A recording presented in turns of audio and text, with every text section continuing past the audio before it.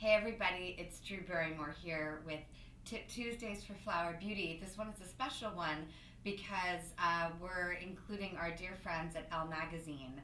I just contributed for an article that they have coming out, and it's on finger play with makeup. Something I'm really just not only a huge fan of, but it was the way that I learned to do makeup.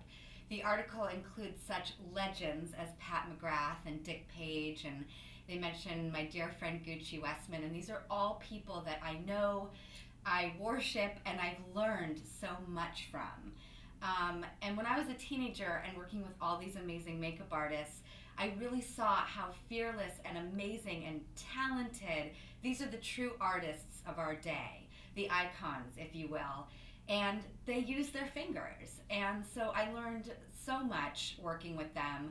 And I love brushes. I love the art of brushes. I don't carry brushes around with me very often. And because I saw with my own eyes these incredible geniuses working with their hands, it taught me to be brave and work with my hands. So that's something that is being talked about in this great article. And our Tip Tuesday is in honor of the Elle Magazine about finger play. So I'm going to quickly do a whole face that shows you finger play. All right, I'm going to quickly cover up my dark circles because I'm pregnant and I'm not sleeping very much. Any woman who has kids can appreciate that. I'm going to start with my Skincognito stick. It's a really great cream foundation, and you can wear it all over, but it's really meant for spot treatment, and it's great for during the day because it'll give you that heavy coverage without looking like big foundation cakey makeup. Okay, I'm going to take a little bit of foundation. It's even good if you want to combine it with a moisturizer. I've seen many makeup artists just throw it like on a white plastic plate right there at their makeup stations and just use brighteners and moisturizers and all of these factors that make your skin look really dewy, and they just like mix it all up with their fingers and then they throw it on your face and they do like this whole massaging gesture, and it's amazing. And within a few minutes you have skin that you wish was in your everyday life, because it's so beautiful, and that's what makes them the amazing makeup artists that they are. So I'm not going to do them justice right now, but I'm just going to show how I'm going to try to get a better palette with my skin really quickly with a little bit of coverage that I use with my fingers. I'm using our About Face foundation from Flower Beauty from our line, and it has red algae and all these wonderful healing properties. So it's actually really great for making sure that your skin can breathe. The moisturizer works as a great protectant against your skin. It's just a great way to go about doing your face.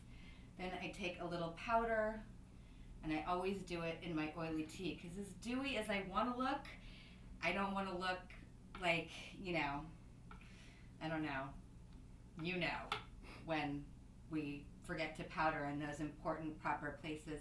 Even like the corners of the nose is such a key area to just put a little powder in. It'll keep you going and like looking fresh and dewy, but in all the right places throughout the day. Now, cream blush, this is essential for finger play. Cream blush is all about finger play.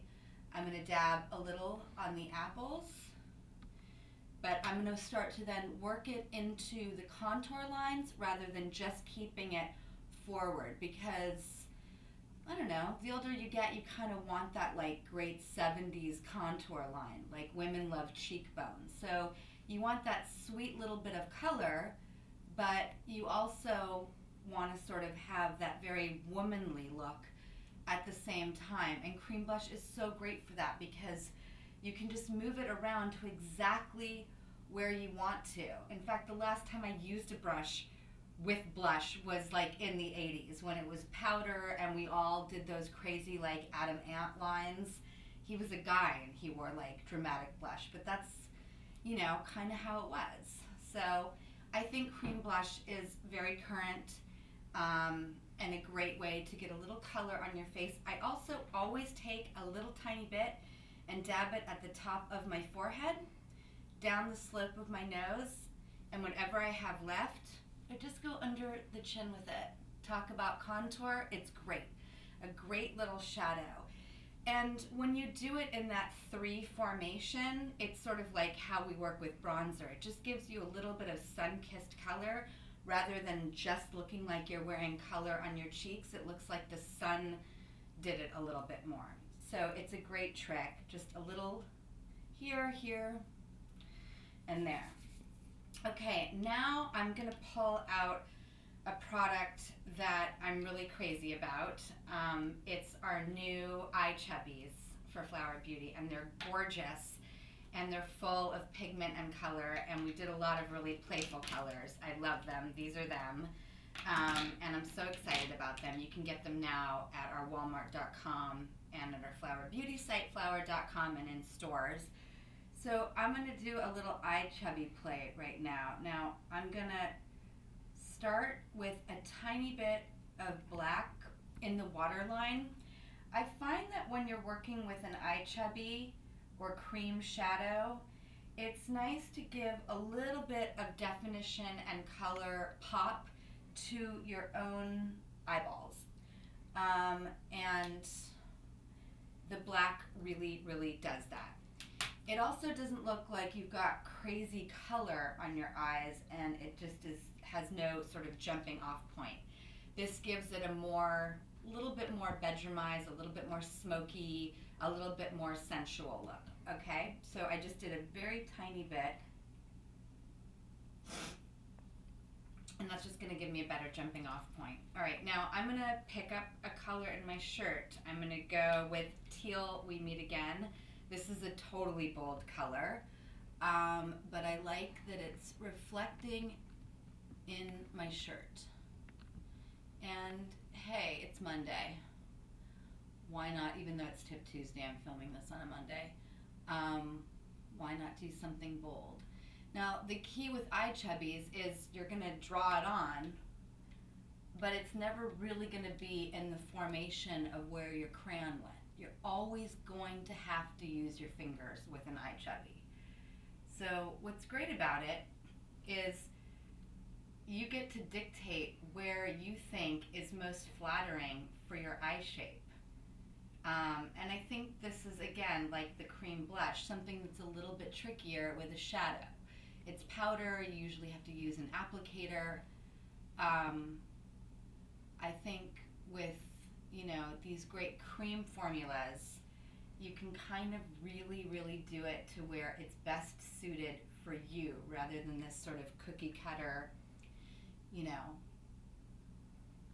this is where an eye goes. Like, instead of an eye chart, you sort of say, this is actually what works best for me as an individual.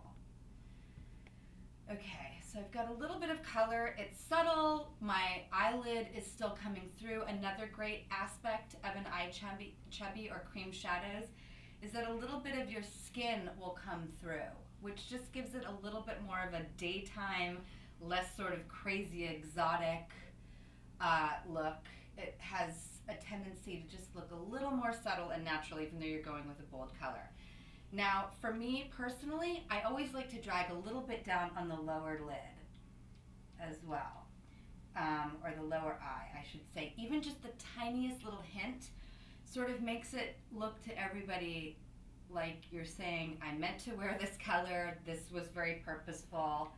It goes a little less sort of drugstore 60s and a little more editorial current. You just sort of bring the color down. And because you have the black, they marry together really nicely. They sort of have a nice blendability in themselves. Mascara, very important. I think this is exempt from finger play. I don't think I've ever done mascara with my finger, but who knows? Maybe that's the next big movement in makeup. Mascara is key because, like the black eyeliner, it's just going to bring it all together and give it like a nice sort of seal. So it'll also tie in the black of the waterline, which is really nice. And instead of looking like bare lid with crazy color, it'll look like you spent a lot of time just giving a lot of artistry to the whole thing, and then you can make mistakes like I just did and just go in with your finger and fix them. Instead of using makeup removers that's just going to kind of undo what you already did. Women don't have a lot of time in life. We're on the go gals. If you make a mistake, fix it with your finger as quick as you can and move on. All right, that's it.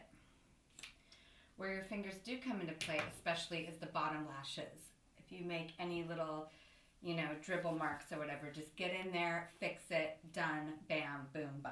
All right, I'm gonna throw a little lip butter on in our hot honeysuckle. It's a great color, so neutral for daytime, and just gives a little kick. But again, all of these things, your skin and your natural pigments are still shining through. So it's good for daytime, not to look like a total crazy person, like you overdid your makeup. All right, there. No brushes, all fingers, and totally fun.